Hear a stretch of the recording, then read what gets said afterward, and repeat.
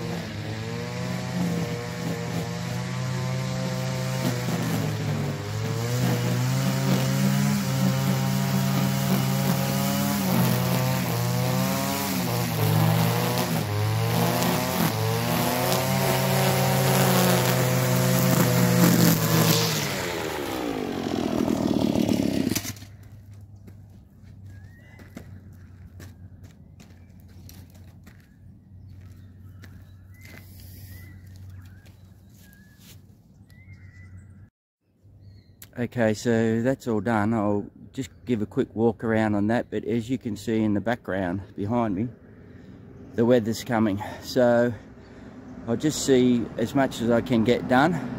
I'll just turn the camera around and give you a squizzy at what I've done so far. So right there near the gutter, near the driveway, you can see a real depression, so that's got to be cleaned up. And then all along the gutter,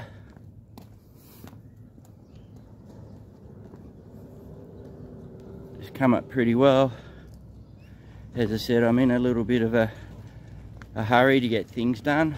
Right there you can see another depression, so they're dynamite near the gutter, so you just got to be careful.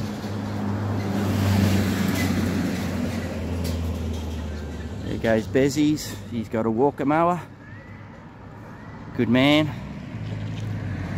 lives just up the road, he's been doing it for a long time. And here's the other depression, so right there it is a real dip, and that's, if you don't get the angle right, you'll come straight in off the gutter, because it's very deep. I've done that a couple of times, so you just got to be careful. So I just whipper snip that now, and then when you look down, there's 2 or 3 runs of the whipper snipper done, which is really good, and then there's no issue taking a left turn over the gutter. And as I said, with the rock wall, with the fence, you see all the leaves. I've whipper snipped them off so that I can go over them with the mower again and mulch them in a little bit more. So what I'll do now is I'll get the mower out and just get this front bit done, hopefully before any rain happens, and then we'll see the finished product.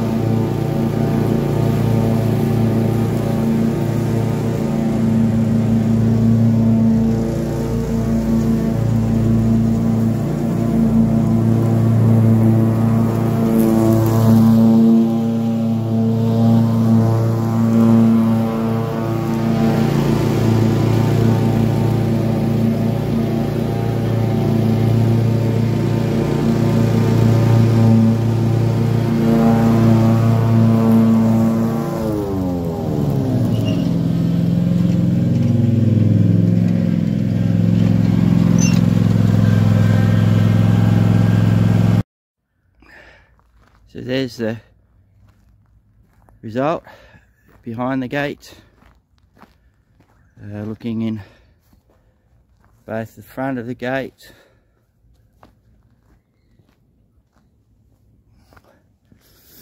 and then the small side. The grass cuts really well, and I apologise, I must have hit the wrong button, but this is the longer nature strip. There's a few leaves and stuff in the gutter. I'll get those with the leaf blower a bit later, but it comes up really well. It's taken a lot of work. You can see here up close there's dandelions, so I've got to spray those. I'll spray those with a dicamba MCPA mix. Won't affect the grass, but you can see the stripes there. Stripes up really well. I did have one of my subscribers asked me whether or not bobcat stripe. There you go. All right, come up pretty well. On to the next. I just wanted to have a quick yarn, everybody. Just sitting down on the veranda and having a drink of water, having a couple of macadamias and cashews. Just want to say a big thank you to Doc and Sarah at DLT Lawn Care. Thank you for keeping my confidences over this last month to 6 weeks. It's been a bit testing. My younger brother had a triple bypass, so you've all been a bit concerned about that. Doc did mention that he did have a friend who you know, there were some issues there. Thank you to those people who passed on their thoughts and best wishes. It's very much appreciated. He's doing well. So he was operated, it was about the 3rd week of July now, so it's 4 to 6 weeks afterwards.